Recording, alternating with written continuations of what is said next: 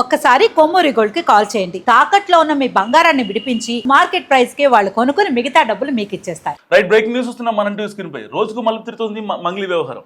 అయితే అందరూ అనుకున్నట్టే మంగ్లీ తమ్ముడు శివ, భరత్ చౌహాన్ అండ్ శైలజ చౌహాన్ ఈ కేసులో A1, A2, A3, A4గా ఉన్న వీళ్ళంతా పరారీలో ఉన్నారు. మరోవైపు మంగ్లీ కూడా అందుబాటులో లేదంటున్నారు పోలీసులు.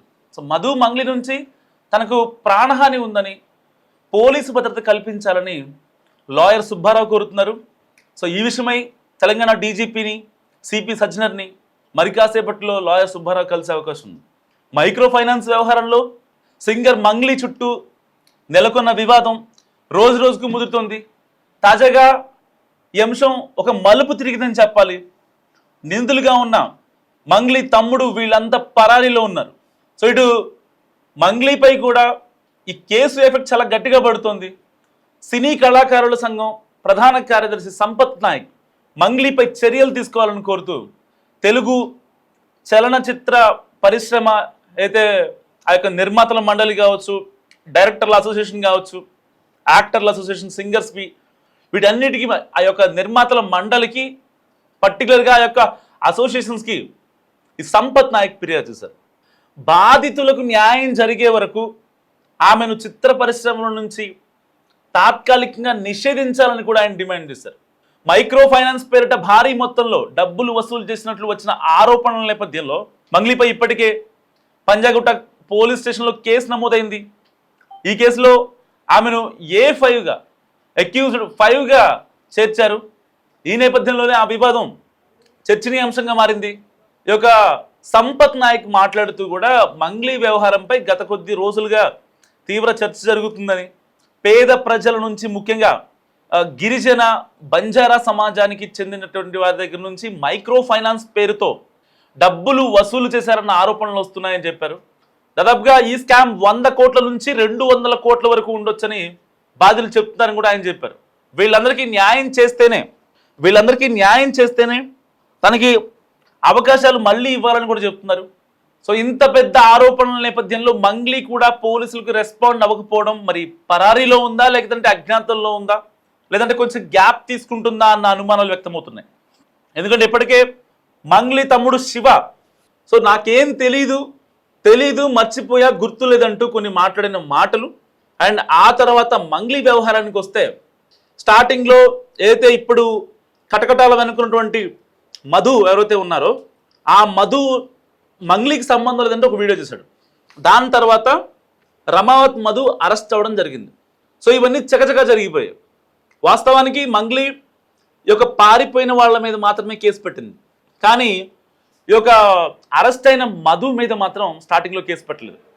దాని తర్వాత కేసు పెట్టడం, ఇవన్నీ చకచకా జరిగిపోవడం, ఇప్పుడు ఈ కేసులో 3 పరారీలో ఉండడం, అండ్ మంగ్లీ పోలీసులు కూడా రెస్పాండ్ అవ్వకపోవటం, సో చాలా ప్రశ్నలు బయటకు వస్తున్నాయి. ఇప్పుడు చాలా పెద్ద ఎత్తున ఆరోపణలు ఎదుర్కొంటున్నారు మంగ్లీ.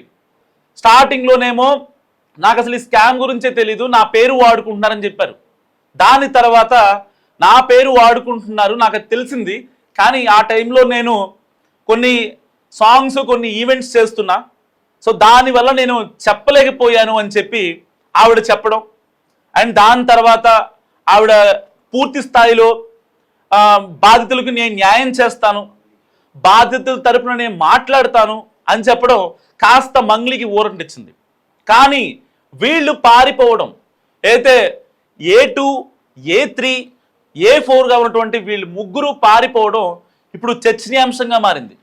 సో నిజంగా వాళ్ళ తప్పులు ఏమీ లేకుంటే వాళ్ళు పారిపోయేవాళ్ళు కాదు. సో కేసు ఆల్రెడీ ఒక 30 డేస్ నుంచి నానుతోంది. గత 15 రోజుల నుంచి మీడియాలో చర్చలు జరుగుతున్నాయి. అసలు మంగ్లీ ఇన్వాల్వ్ అవ్వటం కొంతమంది, లేదు మంగ్లీ పేరు వాడారంట అని చెప్పి కొంతమంది. సో ఆవిడ కూడా వీటికి సమాధానాలు చెప్పే ప్రయత్నం చేసింది.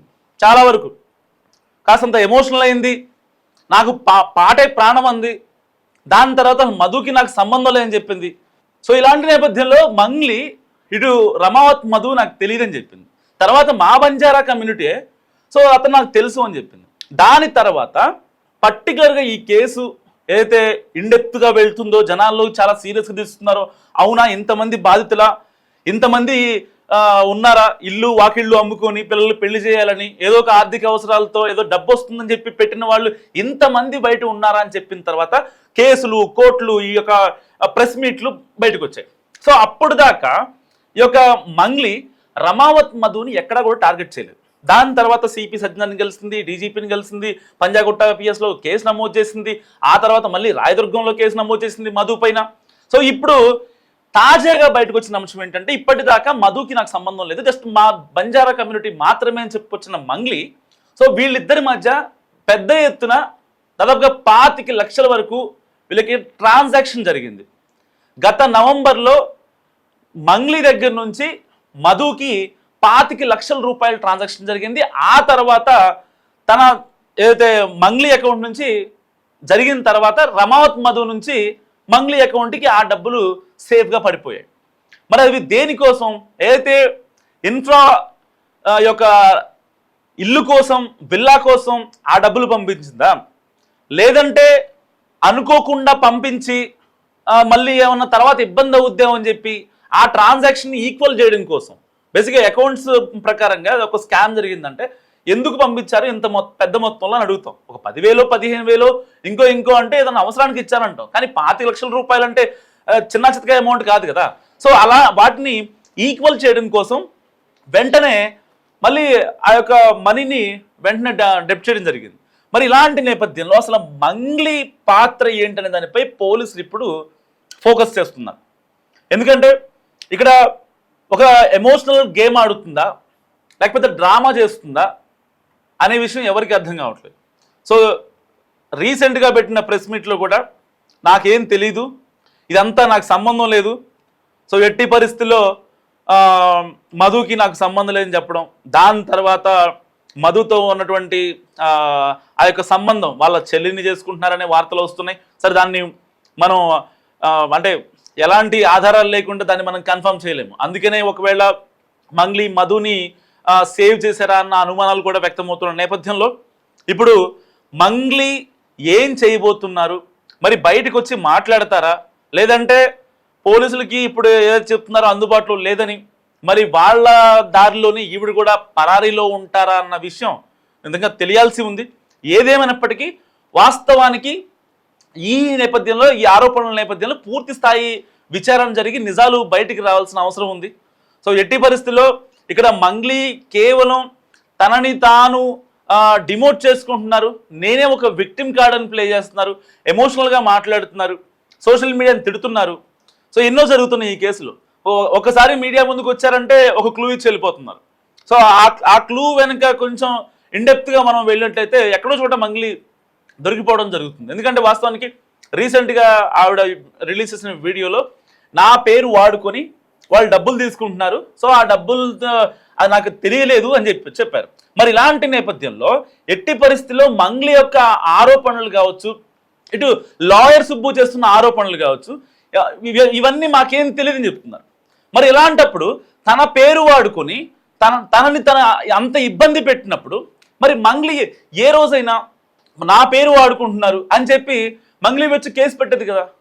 30 రోజుల్లో తనకి ఈవెంట్లు ఉన్నాయి, తనకి కొన్ని క్లాసెస్ ఉన్నాయి, తన పర్సనల్ వర్క్స్ ఉన్నాయి, ఇవన్నీ పక్కన పెట్టి తన పేరు మీద 100 కోట్ల రూపాయలు డబ్బులు తీసుకున్నారంటే ఎవరు ఆగుతారు? మీరు ఆగుతారా, నేను ఆగుతానా? సో మరి మంగ్లీ ఎందుకు ఆగింది? లాస్ట్ టైం వరకు ఈ యొక్క A2, A3, A4 మీద కేసు పెట్టిన మంగ్లీ ఇప్పుడు A5గా ఉంది. మంగ్లీ A1 మీద ఎందుకు కేసు పెట్టలేదు అంటే అక్కడ ఏదో లాలూచి జరిగింది, అక్కడ ఏదో సంథింగ్ ఎర్రర్ ఉంది, ఒక ఎక్స్టర్నల్ ఫోర్స్ ఉంది, అది వాళ్ళ చెల్లి రూపంలోనా లేదంటే తన రూపంలోనా? మరి ఎందుకు ఈ రమావత్ మధు మీద కేసు ఫైల్ చేయలేకపోయింది? దాదాపుగా ఇప్పుడు చెప్తున్న 20 కోట్లు 30 కోట్ల స్కామ్ కాదు, 150 కోట్ల రూపాయల స్కామ్.